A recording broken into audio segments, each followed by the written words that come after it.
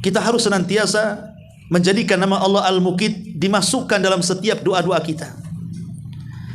Jadikan nama ini sebagai tawasul, hubungan kita dengan Allah Subhanahu wa taala, agar rizki kita ini terjaga oleh Allah, agar rizki kita ini tidak terputus, agar rizki kita ini senantiasa ada, agar kita dihindarkan dari kelaparan, dihindarkan dari kefakiran, dan begitu seterusnya. Perbanyak menyebut nama Allah Al-Muqit. Ma'asyiral muslimin wal muslimat rahimani wa rahimakumullah. Adapun tentang bagaimana caranya supaya kita ini diberikan oleh Allah Subhanahu wa taala banyak rezeki, betul-betul mengimani bahwa Allah itu Al-Muqit, tentu ada wasilah-wasilahnya. Pertama, perbanyak al-istighfar dan taubat. Karena istighfar dan taubat menjadikan Allah akan membukakan rizkinya kepada kita. Makanya Allah Subhanahu wa taala berfirman, ketika di zaman Nuh terjadi pacaklik hebat sehingga banyak kelaparan dan mati karenanya, maka kaum Nuh datang kepada Nuh alaihi salatu wasallam meminta solusi. Maka Nuh alaihi salatu wasallam memberikan solusi kepada mereka. Faqultu astaghfiru rabbakum innahu kana ghafara. Nuh mengatakan, beristighfar kalian, karena Allah itu zat yang maha pengampun atas dosa-dosa kalian dan zat yang maha pengasih atas kalian. Kemudian Nuh menjanjikan buah daripada istighfar, yursilis sama alaikum midrara. Maka dengan istighfarnya kalian, kata Nuh, Allah pasti akan hujani. Dan hujan itu air, dan air itu adalah pusat kehidupan. Bismillahirrahmanirrahim.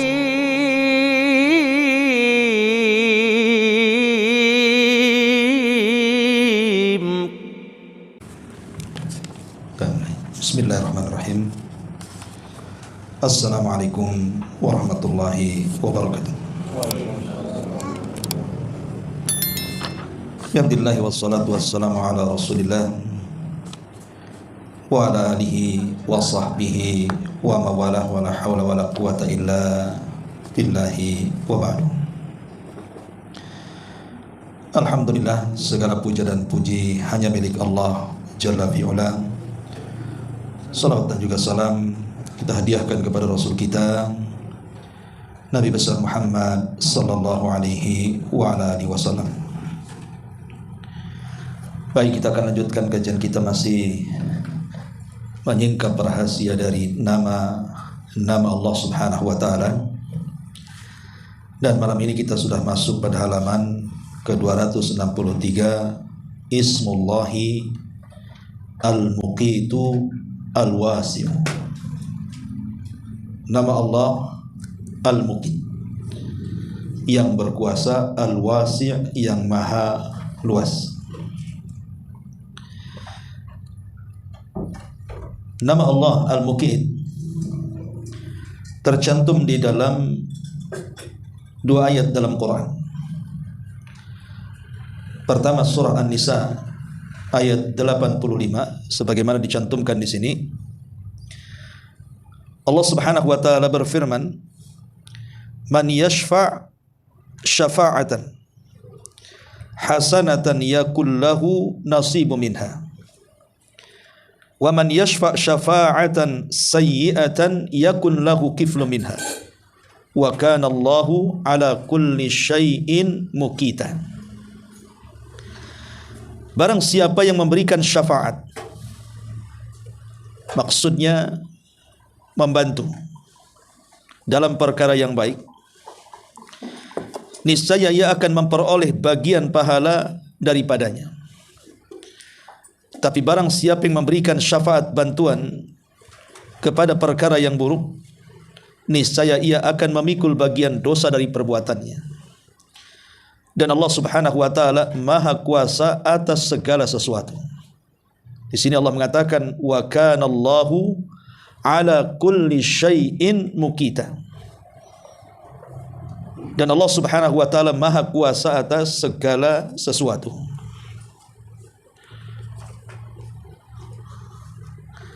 Baik. Bicara tentang nama Allah Subhanahu wa taala Al-Muqit. Apa itu Al-Muqit? Para ulama menyebutkan beberapa makna tentang nama-nama Allah Subhanahu wa taala Salah satunya al-mukit, ada 3 makna yang masyhur dari kalangan para ulama. Makna yang pertama, maksudnya al-mukit artinya al-qadir. Dan itu semakna dengan innallaha ala kulli syai'in qadir. Sesungguhnya Allah atas segala sesuatu maha kuasa dan maha mampu. Maka sama juga dengan wa kana Allah ala kulli syai'in mukita, artinya dan Allah Subhanahu wa taala maha kuasa atas segala sesuatu. Lalu kalau seandainya makna al-mukit sama dengan al-qadir, kenapa kemudian diulang? Makna al-mukit ini lebih khusus dibandingkan makna al-qadir. Karena makna al-qadir itu mencakup segalanya.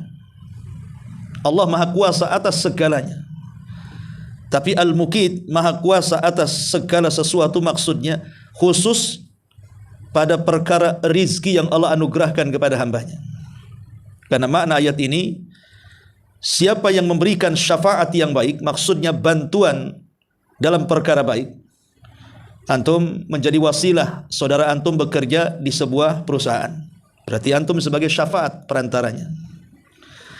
Ataupun antum membantu orang untuk membuka usaha, antum modali, karena syafaat antumlah dia akhirnya sukses usahanya. Lah ketika kita ini memberikan syafaat dalam bentuk bantuan, akhirnya kemudian sukses orang ini, siapa yang membuat sukses? Allah. Bukan karena kita memberi bantuan berupa modal, tetapi yang menjadikan kemudian dia sukses dan kaya akibat modal yang kita berikan kepadanya bukan karena modal kita, bukan pula karena kecerdasan dia mengelola modal kita, tetapi kekayaan itu Allah berikan kepadanya. Dan Allah Subhanahu wa taala maha mampu menjadikan orang fakir menjadi kaya, orang yang awalnya bangkrut menjadi sukses. Itulah makna al-mukit. Jadi dia lebih khusus dibandingkan kalimat al-qadir. Adapun makna yang kedua, bahwa al-mukit artinya al-hafid. Al-hafid alladhi yahfadul abdan bi isalil aqwati biha. Al-hafid itu artinya yang menjaga. Lalu apa yang dijaga? Yang dijaga adalah al-aqwat. Al-aqwat itu identik dengan makanan ataupun minuman bagi manusia. Jadi Allah yang menjaganya. Di mana rizki yang berupa makanan, karena mukit itu diambil dari kut. Qata yaqutu qutan. Kut itu artinya sesuatu yang bisa menjadikan manusia hidup. Dan itu dengan cara memakan sesuatu atau meminum sesuatu. Dengan makanan dan minuman yang memang diberikan oleh Allah Subhanahu wa taala dan layak untuk dimakan dan minum, itulah manusia menjadi hidup. Jadi Allah Subhanahu wa taala menjaganya. Menjaga rizki yang berupa makan dan minum yang diberikan kepada manusia. Lihat bagaimana Allah Subhanahu wa taala menjaga ikan itu sehingga berkembang biak. Satu dunia nelayan mengambil ikan di lautan, maka ikan itu tidak akan pernah habis. Siapa yang menjaganya? Allah Subhanahu wa taala. Satu dunia orang panen buah-buahan, tetap saja buah-buahan itu ada, tidak pernah habis. Lalu siapa yang menjaganya sehingga tidak pernah habis buah-buahan itu? Allah Subhanahu wa taala. Biji-bijian, dedaunan dan begitu seterusnya yang bisa kita makan, itu semua Allah Subhanahu wa taala yang menjaganya. Dari satu menjadi banyak, dari banyak menjadi banyak lagi. Bayangkan dari 2 ekor ayam saja, jantan dan betina, kalau dia bertelur, 10 telur menjadi 10 ayam. Nanti 10 ayam ini kemudian kawin lagi, berapa ayam lagi. Dan begitulah Allah kembangkan rizki-rizki manusia. Dan manusia tidak akan pernah kelaparan. Karena rizki Allah Subhanahu wa taala itu senantiasa dijaga oleh Allah Subhanahu wa taala. Jadi maksudnya di sini al-mukit artinya al-hafid, yang menjaga badan manusia dengan cara menyampaikan kepada manusia itu makanan-makanan ataupun minuman-minuman yang dengannya dia bisa hidup. Itulah makna al-mukit yang kedua. Kemudian yang ketiga, makna al-mukit itu artinya al-muqtadir. Maksudnya Allah Subhanahu wa taala yang mentakdirkan setiap rizki manusia. Lalu apa bedanya kalau begitu dengan nama Allah Subhanahu wa taala Ar-Razzaq. Bukankah Ar-Razzaq juga zat yang maha memberikan rizki? Maka Ar-Razzaq itu sifatnya umum, di mana Ar-Razzaq itu memiliki makna rizki yang umum. Oksigen itu bagian daripada rizki kita. Kemudian anak istri, pasangan itu bagian daripada rizki. Kemudian pandangan, penglihatan, pendengaran, kaki yang bisa melangkah, dan begitu seterusnya. Termasuk alam semesta ini semua adalah rizki Allah Subhanahu wa taala.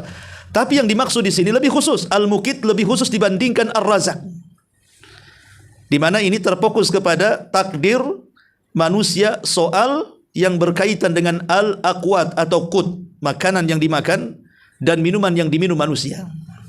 Jadi Allah Subhanahu wa taala sudah menentukan takdir apa yang bisa dimakan dan apa yang bisa diminum manusia. Maka dari sini kita tahu bahwa makanan makhluk Allah itu karena sudah ditakdirkan masing-masing, maka akan berbeda satu dengan yang lainnya. Makanan binatang akan berbeda dengan makanan tumbuh-tumbuhan. Makanan tumbuh-tumbuhan juga akan berbeda dengan makanan manusia. Makanan manusia akan berbeda dengan makanan jin akan berbeda dengan makanan para malaikat, dan begitu seterusnya. Dan Allah sudah mentakdirkan masing-masing. Jangan lagi yang beda jenis. Yang satu jenis saja berbeda-beda. Hewan saja makanannya berbeda-beda tuh. Ada yang bisa makan daging, tak bisa makan sayuran. Ada yang hanya bisa makan sayuran, dia tidak bisa makan daging. Ada yang bisa makan dua-duanya. Manusia juga sama, berbeda-beda kan. Ada makanan tertentu yang kalau seandainya dimakan berbahaya sehingga tidak dia memakannya. Ada makanan tertentu yang kalau dimakan menyehatkan badannya sehingga dia terus makan makanan itu. Ada yang suka makan daging, ada yang suka makan telur, ada yang suka makan ikan, dan begitu seterusnya. Artinya karena takdir makanan dan minuman itu sudah ditakdirkan Allah, maka satu dengan yang lainnya berbeda-beda. Tentu Allah Subhanahu wa taala yang sudah mengaturnya, karena Allah tahu maslahat kita makhluknya. Allah tidak menyamakan makanan itu satu jenis, tidak, tapi berbagai macam jenis sesuai dengan maslahat badan yang diciptakan Allah Subhanahu wa taala kepada kita. Itulah makna Al-Muqit, yang mentakdirkan setiap rizki yang lebih khusus yang berkaitan dengan makan dan minum untuk menyehatkan dan membuat kehidupan bagi manusia. Ma'asyiral muslimin wal muslimat rahimakumullah. Ada juga yang mengatakan makna Al-Muqit adalah Asy-Syahid, yang menyaksikan, Al-Hasib, yang membuat perhitungan, dan lain sebagainya. Tapi yang jelas bahwa Al-Muqit adalah zat yang memberikan asupan makanan dan minuman kepada manusia. Dan ingat bahwa asupan dan minuman bagi manusia itu kan ada dua macam. Ada yang berkaitan dengan badan, dan ada yang berkaitan dengan ruh. Adapun yang berkaitan dengan badan ma'ruf, sesuatu yang antum makan. Nasi, rendang, gulai, rawon, rujak, dan macam-macam lah. Kemudian minuman dengan berbagai macam jenisnya, TO, beng, apa semua, masuk semua. Itu yang berkaitan dengan badan. Dan cukup 1, 2, 3 kali saja sudah mencukupkan setiap harinya.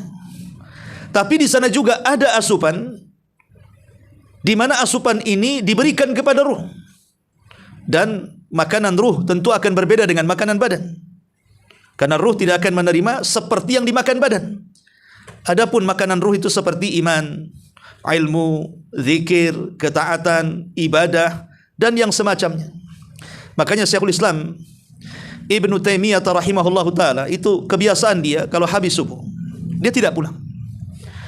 Maka dia akan terus berzikir, membaca Al-Qur'an mulai ba'da subuh sampai pertengahan duha. Ya jam 10 gitu, jam 11 baru balik. Tidak sarapan. Sehingga dikatakan kepada Syekhul Islam Ibnu Taimiyah rahimahullahu taala, "Kenapa Anda lakukan seperti ini setiap hari?"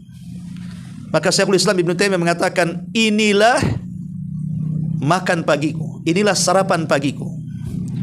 Yang kalau seandainya aku tidak sarapan seperti ini, maka badanku akan lemah." Jadi Syekhul Islam Ibnu Taimiyah mengatakan, dengan cara berzikir dan membaca Quran dari ba'da subuh sampai jam 10 itu dianggap sarapan. Dan kalau seandainya luput satu hari saja, kata beliau, maka badan saya akan lemah. Dan ini melakukan puasa wisal, puasa yang terus menerus bersambung gitu ya. Maka Rasul mengatakan kalian tidak akan sanggup melakukannya.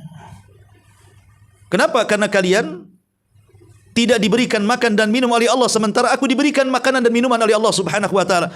Makanya aku bisa kuat puasa 2 hari berturut-turut atau 3 hari berturut-turut. Karena ini adalah kelezatan iman. Jadi Allah Subhanahu wa taala memberikan asupan kepada ruh Nabi kita Muhammad sallallahu alaihi wasallam dengannya fallahul al-muqit wa al-khaliqul al-aqwat. Maka dialah Allah al-muqit dan dialah pencipta al-aqwat. Artinya dialah yang menciptakan makanan, dia juga yang menciptakan minuman. Siapa yang menumbuhkan padi? Ketika kita letakkan biji padi, petani itu tidak bisa menumbuhkan padi. Dia hanya mengambil sebab dengan cara menyiram, kemudian memberikan pupuk. Adapun yang menumbuhkan padi itu Allah. Karena buktinya tidak semua padi yang ditanam petani itu sukses dipanen. Banyak juga yang gagal panen, kan begitu. Artinya mereka tidak sanggup menumbuhkan itu. Mereka hanya sekedar meletakkan. Yang menumbuhkan Allah Subhanahu wa taala. Karena dia adalah khaliqul aqwat. Dialah penciptanya. Yang menciptakan biji-bijian kemudian mekar dan menjadi tumbuh-tumbuhan, akhirnya berbuah dan berbiji dan bisa dijadikan makanan ataupun minuman bagi manusia. Maka asar imannya adalah fawajaba syukru ala ni'amihil azim allati la tuhsa. Maka kewajiban kita adalah mensyukuri nikmat Allah Subhanahu wa taala. Dan kita ini tidak akan pernah bersyukur, tidak mengenal nama Allah Al-Muqit kalau kita tidak pernah merasakan lapar. Kalau kita tidak pernah merasakan lapar, coba lihat antum para pengungsi umpamanya, kan, akibat perang seperti di Palestina umpamanya. Bagaimana mereka susahnya makan. Terkadang bantuan diterjunkan dari helikopter, pesawat-pesawat ke lautan, berebut mereka. Seperti itulah kondisi mereka. Kita tidak pernah merasakan seperti mereka, sehingga kita ini tidak pernah merasa bersyukur ketika makan, ketika minum. Sementara mereka itu sangat bersyukur, karena kalau tidak makan dan minum, mereka kelaparan dan bisa terancam dengan kematian. Satu hari Nabi sallallahu alaihi wasallam keluar bersama Abu Bakar Siddiq radhiyallahu anhu dan Umar radhiyallahu anhu. Karena ketika itu Madinah mengalami paceklik hebat, sampai banyak orang yang kemudian mati kelaparan. Saat Nabi keluar dan berpapasan dengan Abu Bakar dan Umar, maka kemudian Nabi SAW bertanya, "Wa ma akhrajakuma?" Apa yang menyebabkan kalian keluar rumah? Maka keduanya mengatakan, "Al-ju' ya Rasulullah." Rasa lapar yang membuat kami tidak tahan tinggal di rumah. Kemudian keduanya bertanya kepada Nabi SAW, "Wa ma akhrajaka ya Rasulullah?" Lalu apa yang membuat Anda keluar dari rumah? Maka Nabi SAW mengatakan, "Al-ju'." Sama, aku juga lapar. Kemudian Abu Bakar menyingkap perutnya, rupanya ada batu yang dililit di perutnya. Maksudnya diletakkan batu kemudian dililit supaya menekan perut, supaya menahan rasa lapar. Kalau ditekan perutnya ke dalam sehingga lambungnya mengecil, sehingga akhirnya rasa lapar agak kurang. Ketika Nabi SAW menyingkap pakaiannya, rupanya batu yang diletakkan di perut Nabi justru 2 batu. Lebih lapar Nabi dibandingkan Abu Bakar yang hanya 1 batu, dan Umar juga hanya 1 batu. Intinya 3 orang ini sedang kelaparan. Kemudian Nabi SAW mengatakan kepada keduanya, bagaimana kalau kita mendatangi rumah Abu Haytham? Kebetulan rumahnya berada di perbatasan kota Madinah. Berangkatlah 3 manusia mulia ini ke rumah Abi Tihan. Sesampainya di rumah sahabat ini, rupanya tidak ada, yang ada hanya istrinya. Karena tidak ada sahabatnya yang dicari, maka Nabi SAW menunggu di luar rumah. Selang beberapa waktu muncullah Abu Haytham ibn Tihan ini. Ketika melihat Nabi SAW senang, karena memang itu tamu yang sangat mulia. Kemudian bersegera mengambil pisau dan hendak menyembelih kambing yang sangat besar, kambing pejantan. Kata Nabi SAW, "Jangan kau sembelih kambing itu, pasti itu kambing kesayangan. Sebaiknya sembelih kambing ini saja." Kemudian Rasul mengisyaratkan kambing yang kurus. Akhirnya kambing itu disembelih. Kemudian setelah disembelih, istrinya masak kambing tadi. Kebetulan Abu Haytham ibn Tihan membawa kurma, tamar, dan juga air putih mineral. Kemudian setelah semuanya sudah siap, dihidangkan di hadapan Nabi SAW dan di hadapan Umar dan Abu Bakar. Daging yang masih mengepul asap karena baru dimasak, kemudian ada tamar, kurma kering, dan juga air mineral. Kemudian Abu Haytham ibn Tihan mengatakan kepada Rasul dan kepada kedua sahabat yang mulia, "Makanlah. Makanlah makanan yang ada di meja ini." Tiba-tiba Nabi SAW tidak makan. Justru Rasul menangis. Ketika Nabi SAW menangis, Abu Bakar ikut nangis. tanpa tahu alasan kenapa Rasul menangis. Yang penting Rasul menangis, Abu Bakar mesti menangis. Berbeda dengan Umar bin Khattab radhiyallahu an, dia justru bertanya kepada Nabi sallallahu alaihi wasallam dan mengatakan, "Wa ma yubkika ya Rasulullah?" Apa yang membuat Anda menangis? Bukankah kita di sini diundang makan? Ini di depan kita ini makanan enak, lezat. Kenapa kita tidak makan? Maka Nabi sallallahu alaihi wasallam mengatakan kepada Umar bin Khattab radhiyallahu an, "Sesungguhnya telah turun kepadaku surah wahai Umar." Kemudian Rasul membacakan alhaakumut takatsur hatta zurtumul maqabir sampai kepada yauma idzin tsumma la tus'alunna yauma idzin anin na'im. Tsumma la tus'alunna. Sungguh kalian akan ditanya tentang nikmat yang di hadapan kita ini. Di mana Allah Subhanahu wa taala juga mengatakan dalam ayat yang lain, "Falyanzuril insanu ila ta'ami." Hendaklah manusia melihat tentang makanan yang dimakannya. Itu semua rizki dari Allah Subhanahu wa taala. Kalau kita tidak pandai bersyukur, maka semua akan ditanya. Minuman yang kita minum akan ditanya. Makanan yang kita makan akan ditanya. Lauk pauk yang kita masukkan ke mulut kita akan ditanya. Apakah ini benda halal atau haram? Dihasilkan dari halal atau haram? Ya. Dihasilkan dari syubhat atau tidak syubhatnya? Semua akan ditanya. Satu biji nasi pun akan ditanya di hadapan Allah Subhanahu wa taala. Itulah yang membuat Rasul menangis. Padahal kita tahu bahwa makanan yang diberikan Abu Haytham ibn Tihan ini enggak mungkin makanan haram. Apalagi yang memakannya Nabi dan Abu Bakar dan Umar, sahabat yang sangat mulia setelah Nabi SAW. Tidak mungkin kemudian Nabi SAW memandang makanan itu haram. Tapi Nabi SAW merasa sedih. Kenapa? Karena di sana banyak orang lapar. Di kota Madinah itu kan sedang paceklik, banyak orang lapar. Sementara kita makan enak di sini. Sungguh nikmat di hadapan kita ini akan ditanya di hadapan Allah Subhanahu wa taala. Sebab walaupun itu hasil jerih payah kita, kalau tetangga lapar kemudian kita tidak memberinya, itu berdosa hukumnya. Walaupun tetangga enggak ikut sama sekali dalam mencari rezeki, tetap kita dapat dosanya. Itulah ujian harta, ikhwan. Terkadang ujian harta itu kita yang lelah letih banting tulang, mengeluarkan keringat, keluar pagi pulang petang, kadang tidak bisa tidur malam, lelah letih dan begitu seterusnya. Tiba-tiba setelah harta itu kita dapati, kita harus berbagi dengan orang yang tidak ada kait mengait dengan pekerjaan kita. Dia bukan pemilik modal, dia tidak pernah membantu, kenal pun tidak terkadang. Tapi kenapa kita harus disisihkan untuk mereka? Inilah ujian harta di sini. Apakah kita sanggup kemudian memegang harta itu ataukah tidak?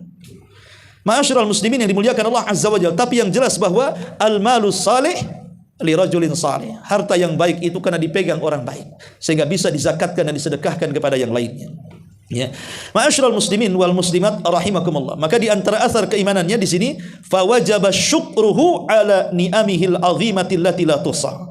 Maka wajib seseorang itu untuk bersyukur atas nikmat yang besar, di mana nikmat itu tidak akan bisa dihitung.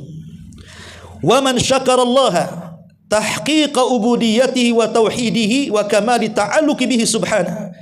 Dan siapa yang bisa mensyukuri nikmat Allah Subhanahu wa taala, berarti dia telah mewujudkan penghambaannya, tauhidnya dan kesempurnaan ta'alluqnya, ketergantungan hatinya kepada Allah Subhanahu wa taala. Ma'asyiral muslimin wal muslimat rahimani wa rahimakumullah. Adapun beberapa masalah yang berkaitan dengan nama Allah Al-Muqit. Pertama, seorang hamba harus menyempurnakan tawakalnya kepada Allah Subhanahu wa taala. Di mana makanan yang kita makan, minuman yang kita minum yang membuat kita ini bisa hidup dari mulai janin sampai keluar bayi sampai sekarang, maka itu semua datang dari Allah Subhanahu wa taala. Maka kalau seandainya kita ingin mempertahankan rizki Allah berupa makanan dan minuman ini, perkuatlah tawakal kepada Allah Azza wa Jalla. Nabi SAW mengatakan, "Lau antum tatawakkaluna haqqa tawakkuli laruziktum kama yurzaqut thair." Kalau kalian benar-benar bertawakal kepada Allah Subhanahu wa taala dengan sungguh-sungguh, maka kalian akan diberikan rizki seperti burung diberikan rizki. Yaghdu himasan wa taruhu bitana. Keluar dalam posisi lapar, pulang sudah kenyang. Dari mana mereka dapat makanan? Bukankah mereka tidak seperti kita, punya ladang, punya sawah, punya pekerjaan yang jelas maksudnya ada gaji bulanan? Burung-burung mana ada kayak gitu? Mereka tidak bekerja di syarikat, di PT. Mana ada burung kerja di PT? Burung apa itu? Ya. Tetapi kenapa kemudian mereka lebih yakin dengan rizki coba? Sehingga kemudian karena mereka sangat yakin rizki itu datang dari Allah, sehingga Allah tidak membiarkan burung-burung itu lapar. Keluar saja lapar, pulang kenyang, bahkan bisa memberikan anak-anaknya makan. Itu karena kekuatan tawakal. Tawakal kepada Allah, kepada Zat Al-Muqit. Ya. Kemudian yang kedua yang berkaitan nama Allah Subhanahu wa taala Al-Muqit adalah al-iman bismillahi al-Muqit. Ketika kita beriman dengan nama Allah Subhanahu wa taala Al-Muqit, maka sudah seharusnya kita ini membalas kebaikan Allah yang sudah memberikan kehidupan dengan menjaga makanan dan minuman untuk kita, untuk semakin disibukkan dengan ibadah. Karena tujuan hidup kita itu bukan makan, juga bukan minum, tetapi makanan dan minum yang Allah anugerahkan kepada kita itu wasilah supaya kita bisa beribadah kepada Allah Subhanahu wa taala. Jangan seperti binatang yang hanya makan, minum, buang hajat, tidur, sudah selesai. Seolah-olah itu yang dikejar setiap harinya. Karena orang-orang kafir itu seperti binatang juga. Mereka tidak punya tujuan hidup. Mereka setiap hari hanya mencari uang untuk rumah, kendaraan, makan, minum, lezat kuliner, jalan sana, jalan sini. Persis seperti binatang. Tetapi orang-orang yang beriman tidak. Justru kayak rumah, kendaraan, pekerjaan, gaji, uang, ATM dan yang semacamnya, itu semua wasilah untuk apa? Litahqiqil ghayah. Untuk mewujudkan tujuan inti penciptaan manusia. Wa ma khalaqtul jinna wal insa illa liya'budun. Jadi makanan dan minuman itu justru ketika kita diberikan nikmat bisa makan dan minum, harusnya semakin semangat ibadah. Ini yang kedua.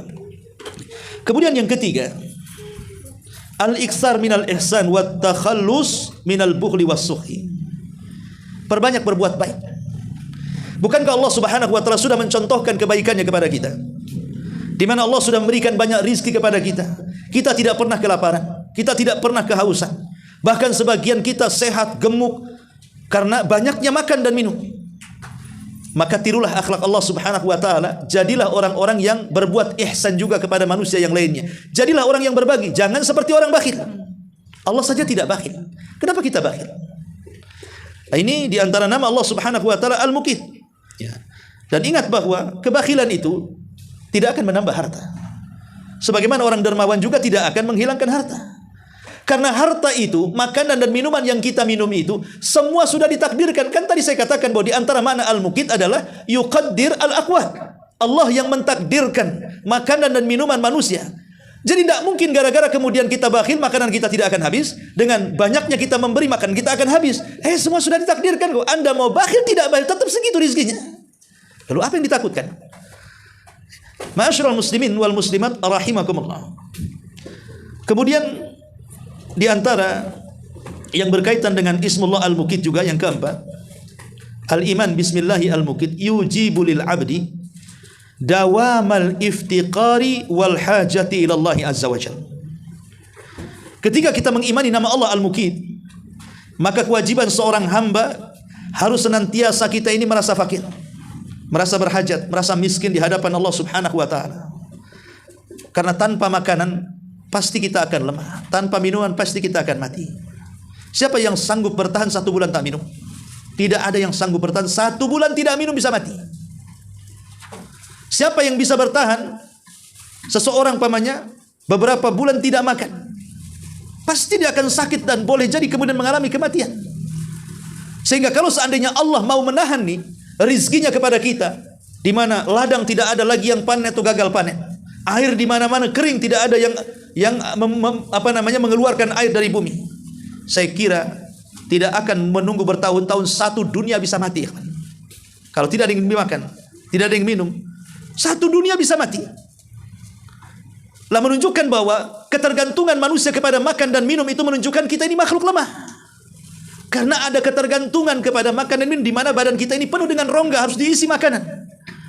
Lah kalau kita sudah tahu kita makhluk yang lemah, sementara yang beri makan dan minum adalah Allah, maka sudah selayaknya seorang hamba itu merasa iftiqar, merasa berhajat dan butuh kepada Allah Subhanahu wa taala. Jangan merasa sok cukup tanpa bantuan Allah Subhanahu wa taala.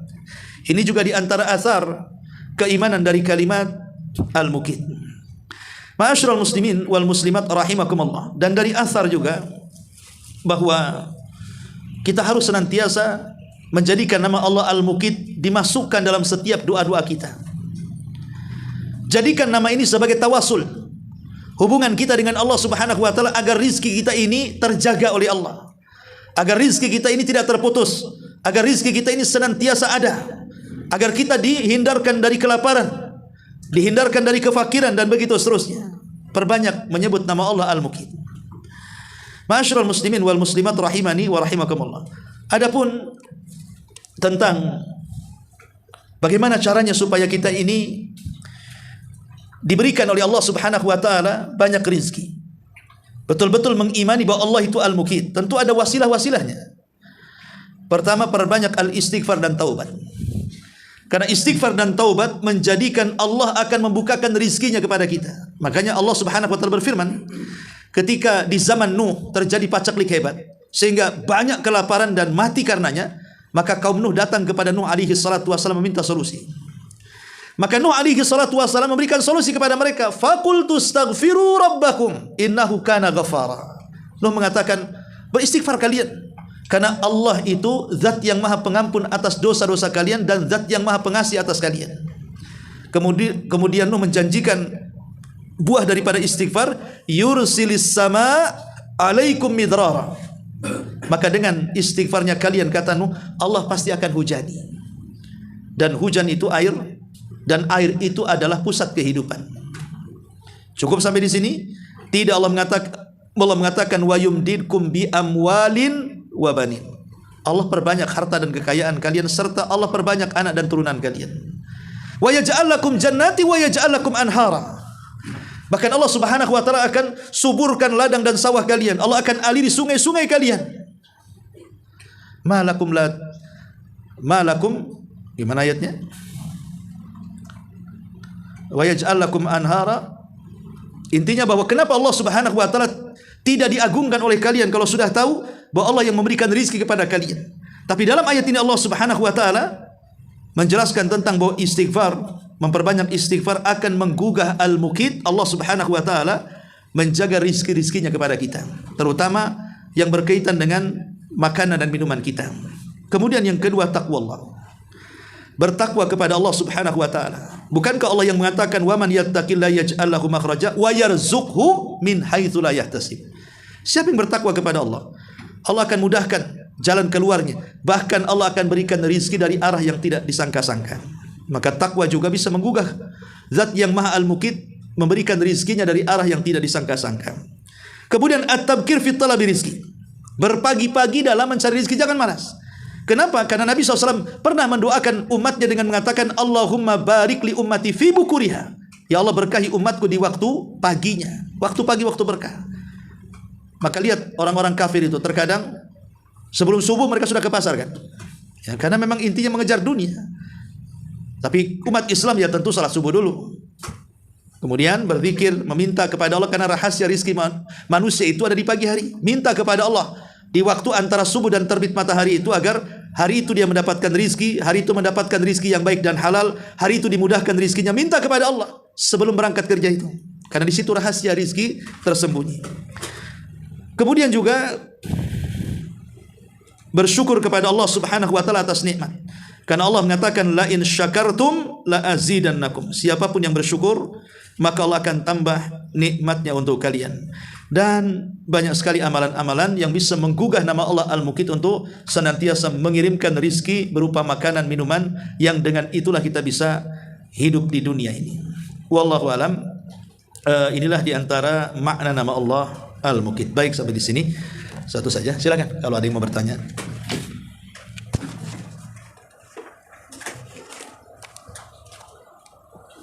Ya.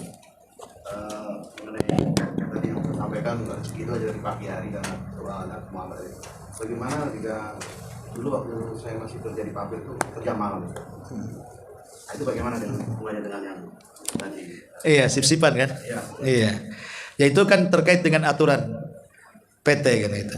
Tapi yang jelas bahwa kerja di malam hari itu menyelisih fitrah. Allah sudah jadikan ada siang ada malam. Dari suhu saja Allah bedakan. Di mana malam itu agak redup, pakai bulan, agak dingin, pas untuk istirahat. Tapi kalau siang itu panas, sorot matahari, belum lagi gaduhnya manusia, sehingga susah untuk beristirahat. Memang digunakan untuk bergerak. Dari cuaca saja sudah kita tahu bahwa mana untuk waktu istirahat, mana untuk waktu bergerak. Kenapa siang itu waktu bergerak? Makanya Allah tambah cahayanya supaya menggugah darah kita. Supaya kita itu bergerak kan itu. Jadi sebenarnya kalau bekerja di malam hari itu menyelisih fitrah. Dan kalau sudah menyelisih fitrah biasanya membahayakan kesehatan. Membahayakan kesehatan. Karena bagaimanapun tidur malam walaupun hanya 3 jam atau 4 jam itu lebih sehat dibandingkan tidur siang walaupun sama waktunya 2 jam 3 jam. Karena memang menyelisih fitrah dan menyelisih sunnah juga. Cuman kan masalahnya kan aturan di PT bukan aturan kita yang main. Kalau yang punya PT Ustadz ya mungkin lain lagi. Ya walaupun Ustadz belum tentu juga kan, kalau sudah nampak dunia di depannya nggak peduli mau siang malam pasti dikerjakan orang itu. Tetapi bukan berarti bekerja di malam hari tidak boleh. Hukumnya boleh-boleh saja. Boleh kerja di malam hari, tidak ada larangan kan itu. Cuman menyelisih fitrah manusia. Fitrahnya manusia malam hari itu istirahat, siang hari bergerak kan itu ya. Itu saja sebenarnya. Tapi secara hukum ya tidak ada, boleh kerja di malam hari asal kerjanya halal ya. Wallahu a'lam. Baik, sampai di sini. Subhanakallah bihamdika, asyhadu an la ilaha illa anta astaghfiruka wa atubu ilaik. Allahu taala alam. Assalamualaikum warahmatullahi wabarakatuh. Waalaikumsalam.